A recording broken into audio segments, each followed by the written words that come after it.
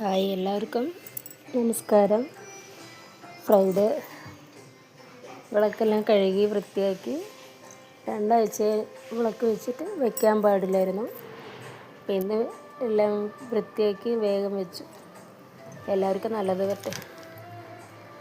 ഉണ്ടോ? ഇതുപോലെ നാരങ്ങയൊക്കെ വെക്കുമോ? നല്ലതല്ലേ. മുരുകൻ്റെ ഇവിടെ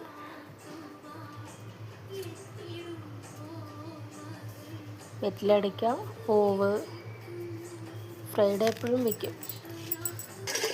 കുങ്കുമവും മഞ്ഞളും എപ്പോഴും വെക്കണമല്ലോ. വണ്ടിയിൽ വെള്ളം, ഉപ്പ് വിളക്ക് വയ്ക്കണ്ട്.